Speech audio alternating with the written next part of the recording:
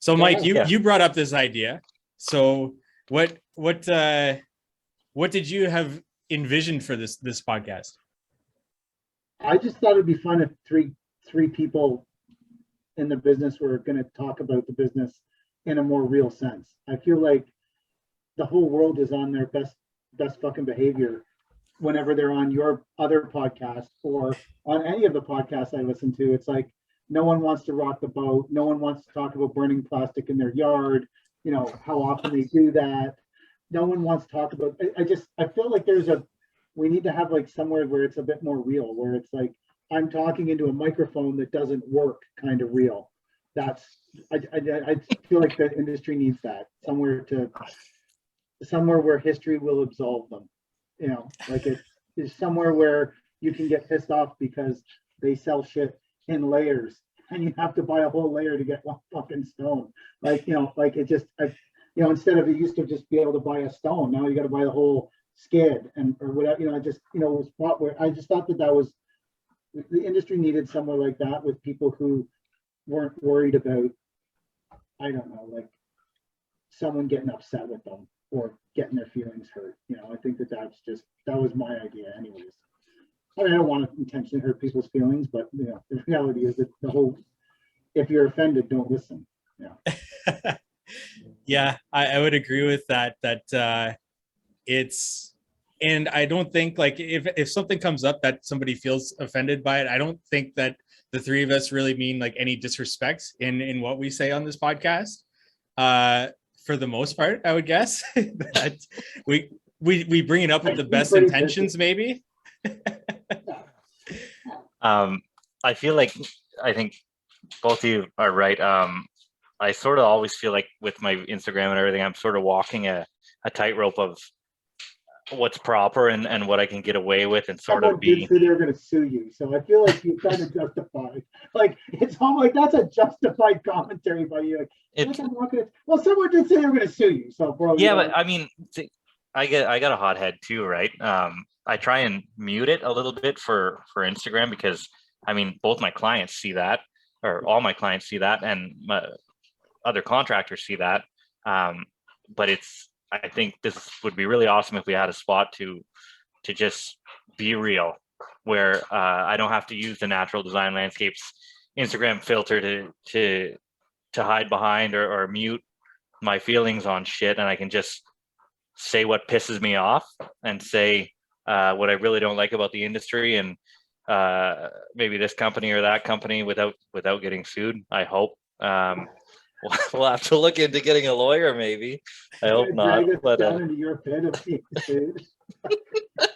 Well, it's just whenever, and I think maybe probably on one episode we can touch on this or something. But whenever said company approach me and say like you're one step away from getting sued, shit, I was scared. Oh, what do you mean? I'm not worth a lot as a company. Like, what are you gonna do? Like, take my house because you're pissed off because I said something about your shitty stone? Like, what do you want me to do here? Like, it's scary whenever you're like a little company like me, but at the same time, like, I don't know if I can vent. Here's maybe the space to vent, and turn it into a fun story, a fun experience at least, right? I think between three of us, media insurance is fairly inexpensive, so that if anybody does come after us, we're kind of covered for that. It's always good to have a lawyer on retainer between the three of us. I think we split up those expenses, we'll be solid. Yeah, do I have to make do I have insurance? Do I have to make a separate corporation to run this podcast through? Like, or can I still use my Natural Design Landscapes 5 million liability for commercial contracting to go through for this podcast? Yeah. That's a good question. I think this is something that we're going to navigate through together because we're in uncharted territories for at least our industry, not to mention, I guess, contractors, because I'm sure we're going to get into beyond just the world of hardscaping with this and really touch on a lot of things that contractors in general experience on any given day, week, month, in their business. Yeah, I think that it's a struggle. I don't know. I think it's having a daily or weekly daily. Good God, I'd never be able to do daily. But like having a weekly space to like talk about. I guess like a. I don't know. I feel like when I'm on other podcasts, they're asking me direct questions and they're looking for me to. I don't know, be some kind of character that I'm not. I think there's a misconception of what I really behave like. So I think that having a place where you could say like, I'm pretty fucking drained driving my daughter to soccer 6 days a week in Toronto and spending 30 hours a week doing that. Like that is something like as a contractor, it's like, it's crushing me to be up at like 4 o'clock in the morning and still not home at 10 o'clock at night because I'm in Toronto at soccer practice. I think that having a space where you can be honest about something like that, and it's more just some people, a couple of buddies talking, is a good space to have because I don't feel like that's the kind of thing that comes out on day to day on some of the podcasts where you're constantly covering a topic or you're discussing something directly, or I don't know. I just, for me, I think I'm looking for it. Maybe hopefully people like to listen to it. I am amazed constantly at the stuff that people will watch on Instagram. Like it just amazes me on a daily basis that anyone is interested in anything that no matter how stupid the thing is that I post, people will watch, like 5,000 people will watch. I'm like, really? Like I just find it like interesting that people will watch or listen to anything. So I feel strongly if we just talk about anything, people will just listen to it because that's what they do. They're looking for, something to listen to, I guess. It's While they're in traffic or something, like on the way to the job site. Like sometimes we drive 2 hours a day, right? I need something to listen to. I've burned out all my favorite podcasts. So I don't necessarily want to listen to myself talking, but I think you should. And we have one subscriber now. Maybe I'd get better at talking. We'd be at one listener right away. That'd be great. I'm happy that we have a subscriber. That's sick. Yeah. That's like just that's a I don't know. I think having a place where you could say like a lot of because I mean I know on your other podcast that you always say like say one bad thing that happened or some story or something. It's like, man, like 5,000 bad things happen to me a day. Like I've now developed a system where people say to me, how are you doing today? Because how are you today? I always look at them and square in the face and go, entrepreneurship. Yeah, that's how I am today. That says it all, right? Entrepreneurship today. That's it. Because whether it's bad or I'm having a killer day, entrepreneurship. Because it's like it's the description of how I am as a person now, I think. Yeah. That's a great thing to kind of lean into because I find myself, and especially coming from a family that like entrepreneurship wasn't a thing at all. And, marrying my wife, that it's the same thing. Trying to explain to somebody this entrepreneurship life and the struggles that we face day in on day out as a contractor, it's very difficult for them to kind of comprehend what goes on in a day-to-day life of an entrepreneur, of a contractor, and the struggles that we do experience, which actually was one of the many reasons why I actually started that other podcast, was to be able to talk with other contractors that weren't necessarily in my immediate area. And just I figured if it helped me, it would be helping somebody else also listening on the other end to kind of empathize and create that community around these things that we're experiencing on a day-to-day basis as hardscapers, as contractors, as entrepreneurs. I think that worked though, because I know I value the chat group of everyone that's been on the podcast. Like I like that chat group. It's one of my favorite ones that I'm in because it's a lot of people with a lot of different experiences than mine that are doing different things that, different things that I'm doing, like I think that, all the companies are so different, you're like, your company is far different from mine and mine is far different from Chad's. And, but they're all considered landscaping. What's funny is they're all landscaping companies. Yeah. Like, We have like the most broad industry, right? Like if you're a plumber, you're doing plumbing. If you're an electrician, you're doing electrician, either commercial, residential, whatever. But landscapers were so far across the board that, I mean, we have so many experiences that we can just draw from and talk shit about all the time. It's like a bottomless pit of shit to talk. Yeah. Is this like G-rated? But like, are we supposed to be no, not swearing? Like, what's No, this will be explicit. It'll be actually rated as explicit on podcast apps and everything like that. Right on. Well, I'll try and clean my mouth anyway, Yeah. but I can't promise too much. I'm not cleaning up my language at all. But someone messaged me because on the last roundtable I was on, you put swearing or something, and they were like, "Oh, listen to the whole thing," and like, you were the only one that swore once. Oh, really? I guess you have to put it. I feel kind of compelled to, and if it comes to my mind when I'm editing, I will like target it and bleep it out. Just because when I was first starting it, there was one contractor that listened to it with his kid in a truck, and he storied about that. And I was like, okay, so this has kind of put me on a path that, you know what, I'm gonna target this, and when it does come up, I'm gonna say it in the intro or try to get it sometime in the editing. I think to Chad's point that like a couple of things I view with the landscaping industry as a whole. One of them is like, I feel like we're the last cowboys. Like it's the Wild West. Like you're a plumber, there's rules. You're a carpenter, there's rules. You're an electrician, there's rules. You're a foundation guy, there's rules. There's specific things you have to follow. And when you're a residential landscaper, you make up your own rules. There's no rules. There's no rules. No rules. I'm like, the client says, "Do you need a permit for this?" And I say, "No, we're building it out of stone, but you need a permit for a deck. A set of steps out of wood. The inspector's there over your shoulder every 2 days, right? Out of stone, they don't give a shit. You can build a 20 set of steps, and they don't care."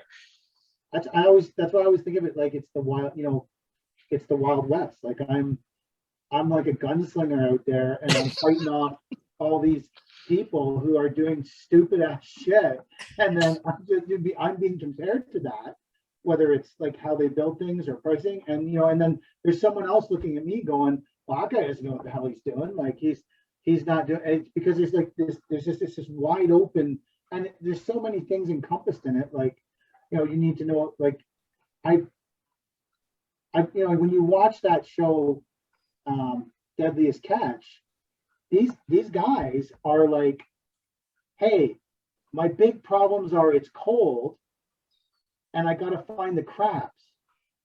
And I'm looking at this guy going, "Bro, these aren't problems. This isn't even really a job. What are you talking about? I got to find the crabs and it's cold? These are your fucking problems?" Like, bro, like I have like 500 people and your employees are trapped on the ship with you. They can't quit. They can't leave. They can't abandon the thing. Like they're screwed. They're with you for like 6 months chasing crabs around the ocean, and you people are acting like you got it hard. I'm like, all you're doing is fishing things. Like I'm like, I get it's windy and I understand that, but I'm like, you don't have like the Karen next door who freaks out every time you start the Bobcat at 7:15. Like you don't have the bylaw guy who's mad because you dump shit on the road. You don't have traffic because you're in the ocean looking for crabs. Like I'm like, I don't get what the hard thing about it is when you compare it to what we do. I'm like, if someone followed us around for any of us around for any amount of time, like actually, and you actually opened it up and said, record everything that happens to me. Don't cut it. Don't edit it. These people would be like, man, like this is like Deadliest Landscaping. Like these guys aren't like, they're not masking up because what they're cutting is killing them. And if they do die from flying off the ship, it's instantaneous. They're not suffering in a hospital because they can't breathe from breathing in silica dust for 20 years. Like, I don't get what's hard about it, but I guess now someone will be like, "Well, you got to go to Alaska and try it." No, okay, well, I'm not. Have you ever been outside when you don't want to be outside? I'm good. It's not enough time there. Anyways, I feel like you're right. It's like it is the wild, like You could buy a pickup truck and a wheelbarrow and you got a landscaping company. Yeah. I think we just heard Mike's pitch for a hardscape reality TV show. Yeah. I challenge someone that you'd wear out the film crew.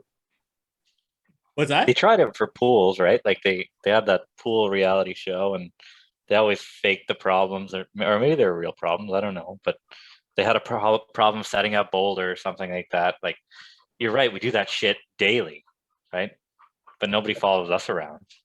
We don't No get one- big bucks to complain about somebody ripped the liner or something like that. You just deal with it every day. No one comes on there and complains that the color that they picked out isn't the color that got delivered, even though it's labeled the same from the menu. Like, that doesn't happen in Deadliest Catch. Deadliest Catch doesn't have $30,000 worth of product sitting in the driveway and someone going, yeah, I don't want that. Right. It's the color's off. It's just not what I picked. It's not what I remember. You gotta do something about it. Sorry. Like, Where do you find these clients? They're not, like, I've had some nightmares, but just in the past 15 minutes, you've described like years worth of nightmares. So this week, I was like, I woke up this week, I was like, okay, like this week is gonna be different. And so the first thing I did was like, we fired a client. This guy, like, it went too far already. And then I got in so deep, I was like, I can't let this go. I need to prove that I can make this happen. And I'm like the 7th version of the contract. And the guy's like, I've deleted tons of stuff. We've redesigned. We've got it to the price range that he says he has to be in.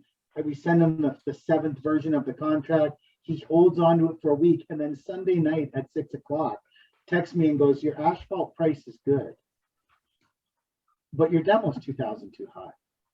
And I'm like, compared to what, fuckface? What are you talking about? How do you know my demo's $2,000? How did you price it out? Do you know my overhead? Do you know my costs? That's a meaningless opinion. That's you saying, I want $2,000 off my job or you can't have it. So I sent him an email and fired him. And then he went crazy because obviously he can't find someone else to do it. And he had an end of August slot with us. And I was like, you're off the island, bro. You're done. You're fired. Goodbye. We don't want to deal with you. I'm like, I'll fill the space. Like, even if I don't fill the space, I'd rather pay the guys to sit at home for 2 weeks or screw around painting sea cans black at the yard so no one can see them and call the bio officer on me. And like, I'd rather pay them to do that than to work at this idiot's house where it's just aggravation. You're not going to make any money anyways. Mhm. Anyway, I fired a client. It's so satisfying to fire a client. I've done it maybe a handful of times now, and I never think it. I wish I never did that. Like, it's amazing. It's a liberating feeling, and I think if you haven't done it, I think you absolutely should. And it helps you grow too, right? Like, if we're going to talk about it in an inspirational sense, it's like breaking up with the girl who always treated you like shit or something, right? Like, you just bang, got him, get out of here. And it's incredible. It was definitely I haven't done it in a while, and you're right, it was like liberating. I was like, this guy's like Kelly, who my wife, who's our office manager, and we have like a process when someone calls, this is what you do, and you follow this process. And if someone doesn't follow the process, we just don't interact with them. They're like, whatever, like, this is what works for us as a company. This is how we get good outcomes.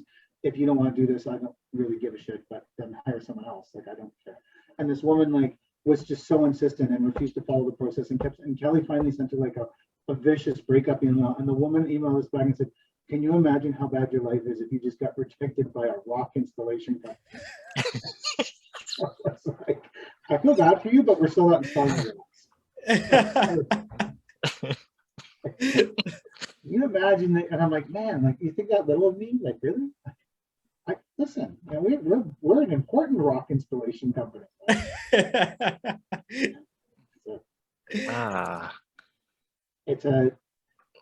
think that it was a liberating thing. You're right. It was good because it was like something that was weighing in the back of my mind. Like, I'm sure you guys have the same things that are like in the back of your mind and you can't get them out. And it's stuff that you should be doing that you haven't done. And that's, you know, that was just in my mind all the time. Like, this is going to be a fuck up. This guy is so particular about the contract, but refuses to pick out his material. It's like red flag after red flag. And he took me in his backyard and was like, hey, this guy, like the last landscaper I had completely screwed up. They just randomly put this inlay in here that I never wanted. And I was like, yo, bro, you know what a big pain in the ass it is to do an inlay? No one voluntarily wakes up in the morning and goes, I'm going to slam an inlay in. You know why? Because it slows you down and you make less money. And no one wants to fucking do it. I don't want to do inlays. I do them to get a job, but I don't want to do it. I don't wake up in the morning and go, fuck yeah, I'm going to turn this on a 45 and create 2 hours of deadly cutting for myself. Like, I'm like, bro, like, no, you told that guy to do that, and now you don't like it. So now you're pretending, or you told it behind your wife's back, or like some bullshit. I mean, so many red flags, and it was like, now it's out of my brain. I don't have to worry about it every day that this guy's, you know. Anyways, that's what I did this week. What did you guys do? Well, I haven't had to fire a client ever, but a lot of red flags have come up along the way. And thankfully, I talked to a lot of contractors and I'm able to catch those red flags. But recently, I've seen a major uptick in these red flags popping up. You know, people not wanting to go to my online form to fill it out, or not wanting to send me a photo of their space beforehand. And I've felt a really big push against that these last month and a half or so. I don't know if you guys have seen that, but that's like an immediate no for me, that, you know what, we're not going to be a good fit. And those are the same people that find it really difficult, and they just can't believe it when you're talking to them on their phone that you're going to say no to them. They're like, what? Like, you're not going to come out to my house and give me a quote? No, I'm not going to waste my time. Like, you're not going to take the time to send me a photo and just be able to tell you, like, this is going to be the price range. You're not giving me a budget. It's interesting, the shift I've felt in these past couple of months, at least here. I've never been one to, I mean, I don't answer the phone ever. That's just my style. I mean, we've gone so far now as to change our whole dynamic of the company. We emphasize that we're commercial landscapers, and we'll take select residential projects. And that's like my little jab at the potential client. Like, it's okay, sell me on your job, make me want to do it. Because if I just get a phone call and they say, oh, hi, I got a job I want you to come look at, not a chance in hell they're getting a phone call back. Like, you sell me on doing your job instead of the other way around, at least for now, right? Because, I mean, the pot is so hot, everybody's filling their bowl of soup. We can all eat pretty easily right now. So it's on the client right now. It's not on me to sell my jobs. I think too, though, like, to that, like, we're all eating good right now.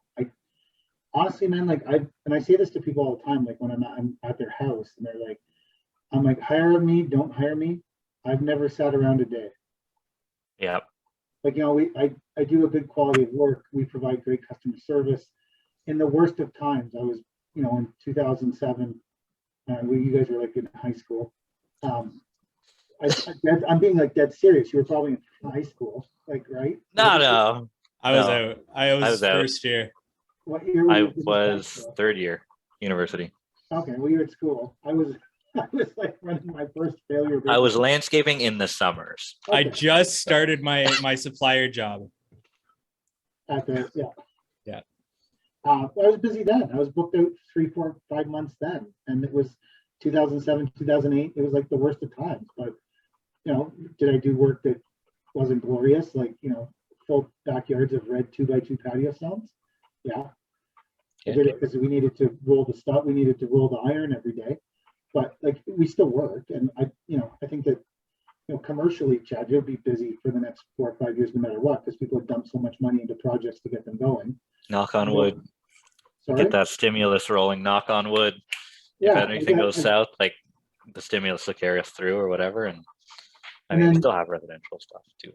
Yeah, and that's the thing. Like, if you see there's a 1 year gap between when people pulled their money and didn't start projects, 3 years, it takes 3 years from conception to people putting money into you actually doing the work, say 3 Yeah. years. If you have you still have residential, by then Yeah. residential will be brought back up. And the government just absolutely insists on continuing to advertise for us. They're like, you're gonna have to get Right. a booster every 9 months. Yeah. And they bring it up constantly. And as long as Trudeau's in power, bringing up the pandemic daily, people are gonna be like, "Fuck, I need to do my backyard." Like it's just constantly making people feel like I'm gonna be trapped in my house. And the longer that Trudeau makes people feel like they're gonna be trapped in their house, the better it is if you're in any kind of renovation industry. It doesn't matter. Like as a person and a politician, I have zero use for him. As an advertising tool, he's the greatest thing that ever happened to us. Like that's the truth. I like that. That's probably, you've put probably a positive spin on the person I dislike the most in our entire country. And that's all I'll say about that, because you get me so heated that I'll set the fucking microphone on fire or something. That's enough. We can have a and that's why if you need to start a job on a Wednesday and you got to sell it on a Tuesday night, you call me. And I've done it. I sold a job on a Tuesday night. They're like, "When are you starting?" I'm like, "Tomorrow, 7 a.m." Holy shit. They're like, "Oh, that was fast. That's the kind of service we provide. We also don't want to go broke and lose our house." So we're Yeah. 2007. This is how we roll. Like, we're gonna put door hangers on every house on the block. Yeah. Needs a walkway. We don't even have a float. We're gonna drive our machine to the next job on the road. Anyway, I don't think we're gonna see a slowdown. It's like the people that were still 90, 80-year-old people are still stuffing their mattress, 90 years old with money because they lived through the Depression. Yeah, I don't think we'll feel a slowdown at all. I think there's still so much demand from these past 2 years that haven't been filled, that even if we do hit a recession here, by the time things start to prop back up, we'll be starting to get new demand in for people wanting new pad like this. And just based on my market and what I've seen, the amount of repair work that's going to need to be done is insane. I've never seen anything like it. And yeah, if you are like a repair business wanting to get into hardscaping and learn what's wrong and what causes a job to fail, there's so much work out there for that. I used to go to school in Kitchener-Waterloo, right? I honestly have never seen so many shitty landscapes. No offense to the contractors there, but some like the old neighborhoods and stuff, like it's rough, man. Like I live in probably the poorest city in Ontario, and our landscapes make some of the piss poor jobs there look rough. And like I say, I mean, no offense. And obviously I haven't been to any of your jobs, Mike, but like just like from like Waterloo. Oh yeah. It's an interesting place to attack. There's like, 500 cities in Ontario. Haliburton has terrible landscapes. Yeah. Mike's Waterloo has awful landscapes. Yeah. And I'm sorry you're from I'm kicked there, off right? the This is just the hard truth of the situation. We talked about at the beginning of this podcast that we might disrespect some people. I didn't know it was going to come at me at the first episode here. I'm sorry, I didn't mean it like that. It's just, how do I take my foot out of my mouth after that? But no, some of the old Kitchener neighborhoods I found, the homes, they beat the hell out of the homes in Cornwall, $600,000, $700,000 homes, but the landscaping, it looks like it was done by a first-year university student, right? Like, it just doesn't equate to me. Maybe that's what got me, is that the home value is so high, and they put such little emphasis on the landscape that that's what threw me for a loop. I don't mean to say they're all shit. I'm wrong. Okay. No, I know what you're talking about. The older areas in Kitchener, especially, are completely lacking in landscape for sure. I would totally agree with that.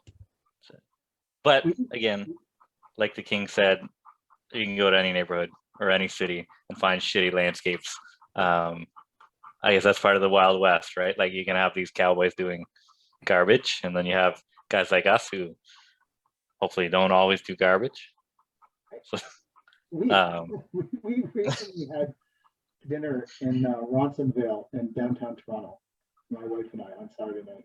And I'm walking down the street, and these houses are worth like, I don't know, like $3 million. They're like right by High Park. They're beautiful homes.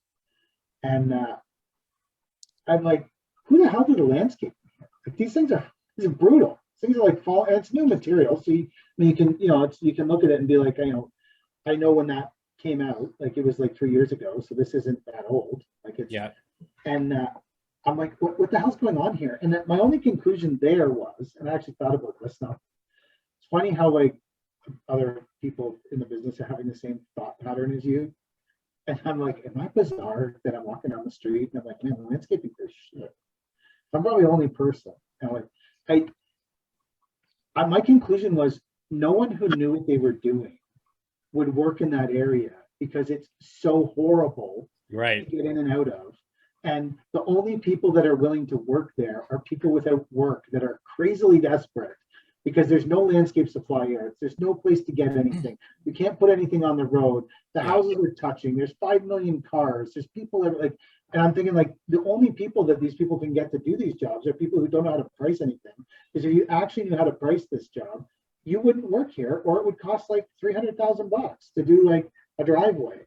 Because you had to actually factor in all the bullshit that you have to deal with to work in downtown Toronto. I was like, maybe, I don't know what Kitchener's like. Maybe it's a similar situation down there where it's just super hard to get in and out of. And you can't, and I was like, I think that they just end up with inexperienced people who don't know how to price work, then realize they're losing their shirt and do a crappy job. Yeah. Well, I actually live in Toronto right now, and I know the neighborhoods that you're talking about with that. My wife and I will be driving or walking and seeing those same things. And when we first moved here, my wife would be like, so why wouldn't you go do that job? Like it obviously needs some work. Why don't you, try to market to those people? Now, like, those are not the jobs that I want. Those are the like antithesis of what kind of work I want to be taking on. Like it's hard enough in Kitchener, especially with some areas, the tight access that we're working with.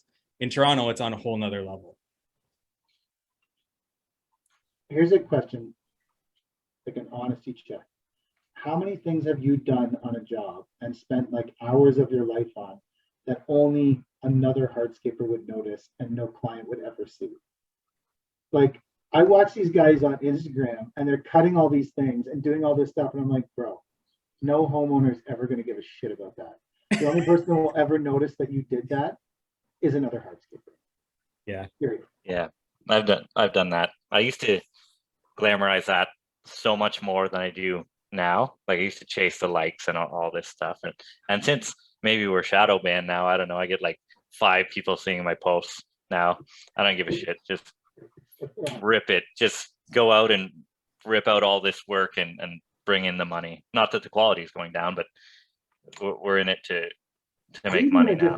Doing a different kind of work now than you were like when I first was Yeah. born. Like you're doing Yeah. 8,000-9,000 square foot paver jobs. Like the level of, I'm being someone who's actually, I can speak from doing, I think the biggest one we did was 75,000 square feet. Like shit. The level of quality is there. Like the level of quality is dictated by the person that you're working for and the project that you're on. And, no one in the commercial hardscaping industry is spending time to like 45 their corners. To miter your corners, and make them all line up and everything. Like at the end of the day, you got to remember, like you're low bid, Yeah. Fucking rip it. Like get it. As long as there's no water sitting, that's about as much as you can ask for. Yeah. But yeah. But also when you're posting those stories and those jobs, you're posting a very broad picture, like, because you want people to be like, wow, holy fuck, this guy's doing a lot of stone.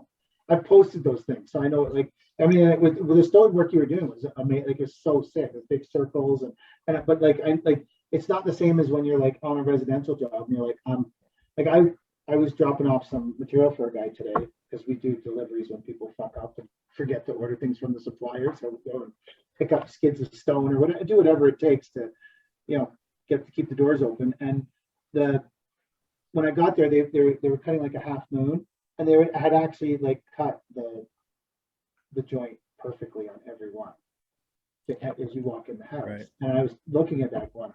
That must have taken like fucking hours to get every piece this perfect, wedge. And it looks sick. But the only person who's ever going to notice that is me. Yeah. Because I'm the only other hardscaper who's ever come to this house.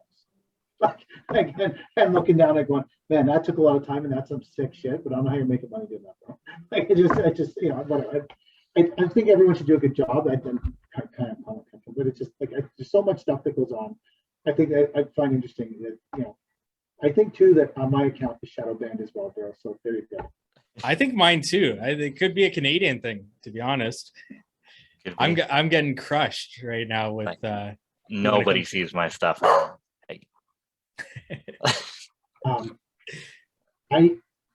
My Twitter account, I finally got it back. I got a Twitter account for like 15 years. It's the first account I had. I posted one thing about the convoy and it got shut down, like permanently shut down. No way. That was like 4 or 5 months ago. And I keep applying. And then finally they sent my thing saying, your account has been permanently banned. So I sent them back because I was reading this thing about Jordan Peterson about how if he deleted his offensive tweet, they'd give him his account back. So I literally typed in, I will delete any tweet that you find offensive. And immediately my account was reactivated. No way. Within like 10 minutes, my account I was like, wow, I've been fighting for 6 months to start this. Like I started a secondary account. No kidding. Yeah, and because I was but I like that account. It has like 5,000 or 6,000 followers, and they're different people from the people from Instagram. And I know a lot of them. I've known a lot of them, and I was like, man, I don't even know how to find these people again. Like, I don't know what their tags are actually. Like, anyways, it was. But I think there is definitely like some kind of. I don't pictures in particular. I get no. Yeah. Get no love for me. Like, unless it's like a Twitter thing that's like a joke. Right. And then it will because it gets shared, and then people come and whatever. But I think I agree. Like I don't have near the same level of engagement I used to have. So we're talking about shadow ban and being offensive and all this stuff, and that's basically the goal of the podcast. We're dead in the water before we start. Like we're offending people who are gonna ban us, and we're done. Game over. One Don't podcast, and that's it. The only person offended in this first episode is me, so we're good. We're smooth sailing right now, guys. And I'm kicking One off. episode down, we're good. And someone else who landscapes in Waterloo. We're not really sure who else does that in Waterloo, but like it's like I don't get that kind of reach on my. I often wonder that if my account was based in the state, because I've had an account since 2000. I don't remember. Like when it first started, there was like 5 of us on Instagram, landscapers, when I first started. That's how I got so many followers. I started at the beginning, right? Like I'm no good, like no better than the next guy, but I just rehashed the same shitty landscape photos from 10 years ago over the next 3 years, and then it just snowballed, and here I am, And fake famous, fake. fake famous. So here's I don't know if you guys have ever heard this story. Maybe so my daughter is in school, grade 9. Started a new school in grade 9. She's 14, and she's sitting there, and they say, and she's in this class, her geography class or something, and the teacher says, "What do your parents do for a living?" So like, her mother is like a logistical person at Shoppers Drug Mart. So I guess that was boring and she didn't want to talk about that. So she said to the teacher, "Oh, my dad's a landscaper. He owns a landscaping company." And the teacher quote blank looked at her and said, "I follow a landscaper. Who is he?" And she was like, "Oh, fuck." She's like, "Paver King."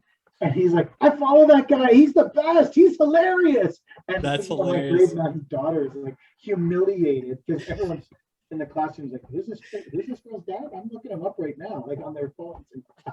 So she was like humiliated that that her dad was like, hardscape famous, I guess, or like this guy was following me for who knows why. Like he's obviously when I first started, I used to spend a ton of time using like the hashtag Ajax, hashtag Pickering, hashtag Toronto, hashtag like whenever I posted it. So maybe it got, gets in like that feed of someone's Ajax feed or something. But I mean, I don't spend any, like, I get a lot of, like, honestly, like if I post a video of the bins, I get bins the next day. People will call me for bins. Like, Really? oh yeah, all the time. And new people. Like I don't know if you guys saw the one I put, like there's like 10 bins in the yard and it's like, show me a flex that no one else will understand. Oh yeah. And I made a video of these bins, right? Because whenever people see all the bins, they're like, "Oh, these guys got a lot of fucking bins, man. That's sick. Look how many bins they have." And I'm like, no one else. Like, yeah, every person gives a shit how many 14-yard fill bins you have.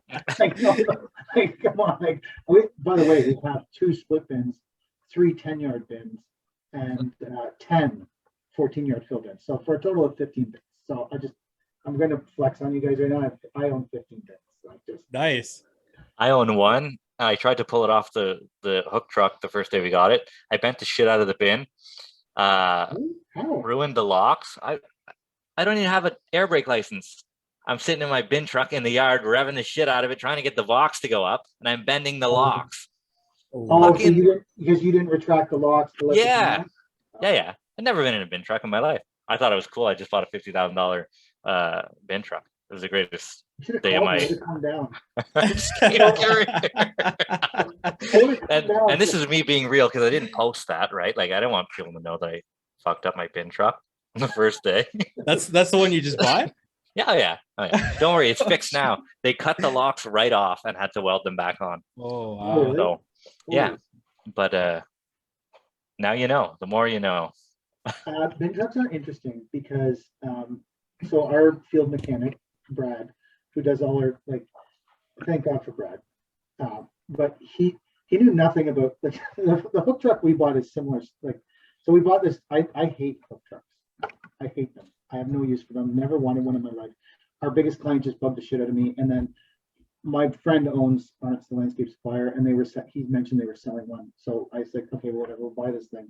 And I was telling someone the story last week. Like, when we bought it, I didn't know shit about it. Never run one before. Didn't even know how to get a bin on and off it. It showed up in the yard, and I was like, yeah, go be free, Cody, with some new bins. Like, I know nothing about the thing, and it's really hard to get them fixed because there's just no one around that knows about them. Like, they all come from one place in Toronto, and they're not friendly, and they don't have a computer. So we can't even get parts. There's serial numbers on all of them, and we send them the serial numbers, and they're like, yeah, that's meaningless. Like, well, why the fuck would you put it on there then?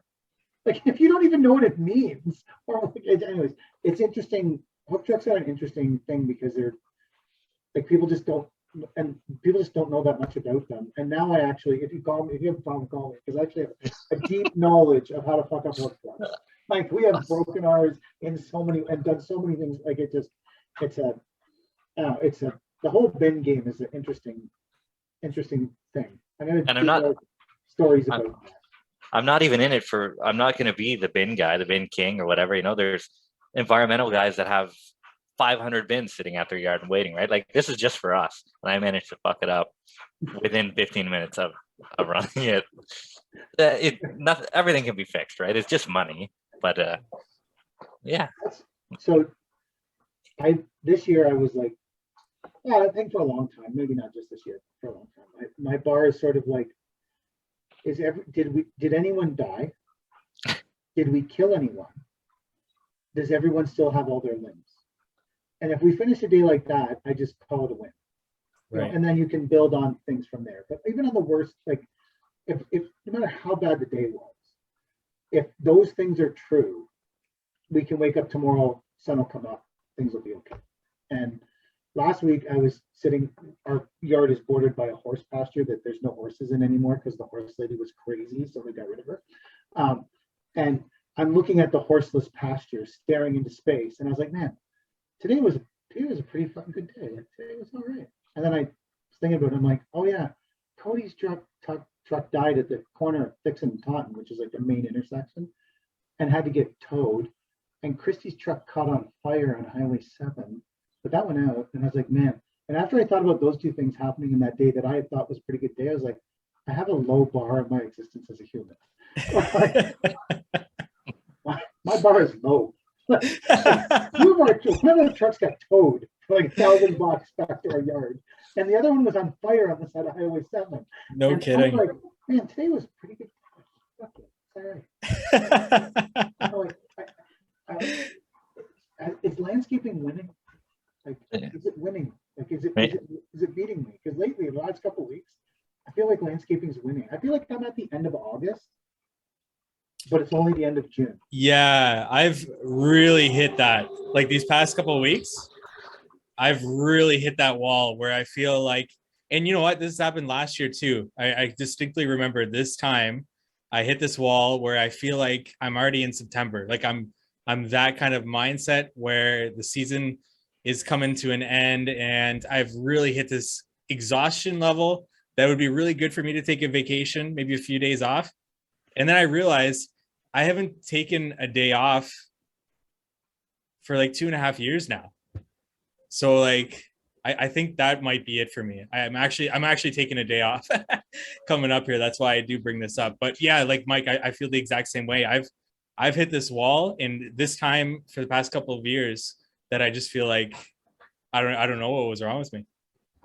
I feel like we've been just running a marathon all season. Like we haven't had a chance to get a breath, and you jump from one big project to the next project and ram in a couple little ones in here.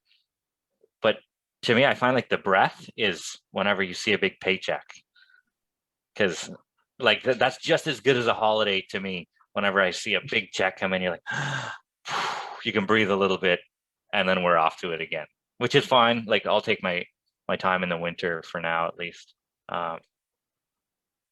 And in the winter, like I think any landscaper should take at least 2 trips in the winter if they can afford to. It's like, oh, it makes the winter go by so fast, and you're so much happier. If you can get out twice, go twice. You guys both do plowing, right? Oh, that's a sensitive subject. Oh, I'm sorry. Now we were out, but we may be back in. I don't. We're hammering out some details on I that see. one. I moved snow. Okay, gotcha. Yes. I'm on a snow relocation program Gotcha. in Toronto. It's well organized. No, we just literally drive truckloads of snow around. I thought that would be less invasive in my life than plowing, but I'm here to say it's not. It's actually more invasive. Oh, really? Actually, twice as bad. Oh, really? When it snows, it's invasive for that one storm, for that one day, or Yeah. 2 days, or whatever. When you move snow, you're like, I was still moving snow after the 50-centimeter storm 4 weeks later, because that's how long it takes for a property manager to approve moving the snow. There was one night, it was pouring rain at the very end of the snow moving extravaganza from last year. Pouring rain. The snow is melting. Like literally, it's going down. The money is going down the drain. Literally, right in front of you. You're standing there. The rain is falling. It's melting the snow, and it's all the money's going down. And these guys are loading our trucks like motherfuckers. How many loads can we get out of here before it melts? And I'm like, this is so fucked up, because I thought this was going to be so much better than actually plowing the snow, but it's not.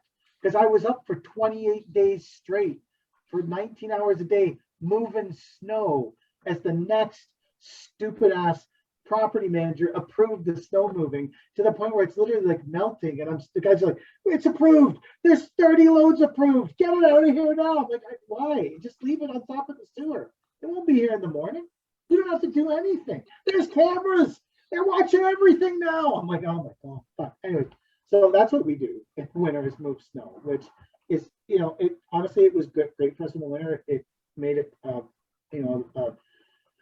instead of a break-even winter, which is my hope every year that we break even in the winter.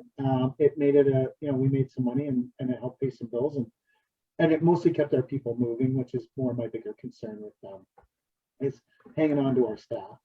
Right. Because if we don't have stuff, there are a group of our staff that want nothing to do with the winter, which I think is fine. It's they work so many hours, and then there's a group of our staff that want to work, so I try as hard as I can to find something for them to do. Gotcha. And when it does come up, and I'm sure you guys, when it does come up, and you worked hard to get this work for them, Yeah, I don't want to do that. I'm good. Mhm. I'm not coming in. I'm like, fuck, now I gotta go do this myself. Because they don't want to do it. You know? You wanted to do it, and now you don't when I have it. It's not as appealing anyway. So we don't actually plow snow. Gotcha. So, when somebody asks you guys, and this came up to in my head when you were talking there, Mike, when somebody asks you guys, what do you do? Somebody that you just met, what do you tell them? And then how did they respond? I tell them I cut grass because no one asked me. Uh, You go first, Chad. I'm just a landscaper. Like no promises about anything. I'm a landscaper. They sort of pity you at that point. I find sometimes like, oh, you're a landscaper. Then they don't know if you cut grass or you do brickwork or whatever. Say, oh, my cousin cuts grass. Yeah. Great. I don't give a shit. I'm not going to validate it anymore. What I Yeah. do, like, I'm just going to get up tomorrow and do what I do. I'm sick of explaining. Oh, we do mostly brickwork, and it's a step better than the grass cutter or something, right? Like, it's not. Doesn't matter as long as you're working. I don't care what you do. Get up in the morning and go to work, and hopefully like what you do. So yeah, I just tell my landscape. That's it. I don't know. I have a mixture of things. I say it just depends on the person. I don't like that because I have the whole like people are like, what do you do? And I'm like, well, we have a trucking division that has triaxle trucks and bin trucks, and then we have a commercial landscaping division that mostly works for my buddy. He does like all his commercial projects, and then we have a residential division as well that where these people they go and work at people's houses. They're like, wow, that seems like a lot. And I'm like, it's actually not a lot, but it does seem like I guess it is a lot. It is a lot, but it's Yeah. Somehow it's hard to describe. Right. I guess I probably do the same. I've spent so much of my life trying to justify being a landscaper. I think that I probably do some of the same as Chad. That Yeah. I say I'm a landscape, and then people they either pity you or ask you if you can do something at their house. Must be nice to work outside. I always get that. Oh, I might have a little job for you. Like, Right. not interested. Sorry. Like, Okay. are you just trying to be nice? Because I don't really need your $1,500 walkway or your $1,000 patio that you thought was going to be $200, or like. What do you say? It's been a while since I've actually met somebody outside of the industry now, but what I always used to do was say, I am a hardscaper. And then they would say, in a confused look on their face, what's that? And then I would say, oh, I like a landscaper, but we do mostly like patios with interlock, retaining walls, things like that. And then I would say, like, half the time they would say, oh, so you cut grass. and no, sorry, I don't cut grass or anything like that. And then they would say, and then they would double down on that and say something like, oh, I've got my my grandma actually needs their grass cut every once in a while. Do you want to take on that job? No, sorry, we don't cut grass. But that was like a typical conversation. But it's been a while since I've had to get into that with somebody. Oh, Mike, you're muted. Oh, he's talking. He's got a real business phone call. Someone's calling for snow. They need their snow removed. Hey, the property manager just approved moving those loads. Can you get a truck out there tonight? There's cameras. They're watching. Get there now. That's great. We're just gonna scoop that. Yeah. Oh That's man. who's calling me right now. No, it was my kid. And I was like, oh, I should probably see if it's an emergency because she doesn't call me for any reason. She's 14. Why would she call me? They're probably checking to see if that's no, I can see how it led to confusion. I'm gonna shut off if I knew how to shut off the video, I would have shut it off. But I saw your mouth moving, and so I'm gonna call for snow. Yeah. We're doing all right, eh? For a first shot at the can. I would say like this is what do you guys think? Like we aim for like an hour and a half per episode. That's pretty good. Yeah. I'm having fun. Like, Yeah, I think that's the most I could have hoped for. I mean, I didn't mean to offend you, Mike. It takes a lot to really offend me, and I'm And I really offended. into what is it, deprecating humor. So I'm totally up to be the one to be the kicking can. Self-deprecating humor. Self-deprecating. That's it. Yeah, I don't know many words. We're just landscapers. That's like one of my go-tos for, you know, I used to do like the public speaking stuff when before the pandemic. I would go to like Landscape Ontario, and I went to BC once, and I went to the States. Anyways, I talk about social media or whatever, which now I think that like at one time we were like, man, that guy knows a lot about social media, and now they're like, that guy knows jack fuck. He's got like, I got guys who've got weak shit. You know, that guy used to be the king, and now he's just. You know, someone said, "Why do they call you the paver king?" I said, "Well, because I called myself that." I said, if you call yourself anything long enough, other people will just start to call you that. They're like, And there's another king slowly taking over there too. that. But we don't need to bring that favorite king up or anything. I love that guy. That guy's awesome. Man. That guy lives in California and like has a ponytail. He's like everything that I want to be. Yeah. He's like, if I was to die and come back, I'd want to be that dude. He's like skinny, good looking. He's got a ponytail. I'm happy as shit that guy stole my name, because when they watch that guy for a bit and then they see mine, they're like, who's this old dude? I don't understand what he's doing here. Like, none of this stuff makes sense. Because part of the thing too is like I do things till I get like bored of them, and then once I get bored of them, I just stop. And people are always like, man, you should like bring back the skid steer videos. And I'm like, I don't know, I got bored of that. Like, they were funny, and like, and even like actually we kind of like the Be a Hardscaper thing that's gone on for a bit, but it's like just like, yeah, no. Anyways, I lost my train of thought. I don't know what we're talking about, and now I'm off track. That's No, good. that's it's been a great episode, guys. I don't know, we should do like some sort of sign off thing here.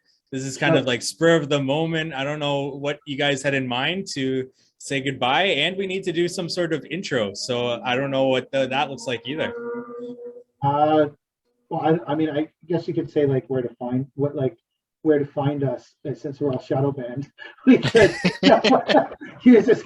I'm Mike, and you can find me at Paver King because I'm shadow banned. And if you Google me, you will find the Pavers King from California, not me. But whatever, find me at Paver King.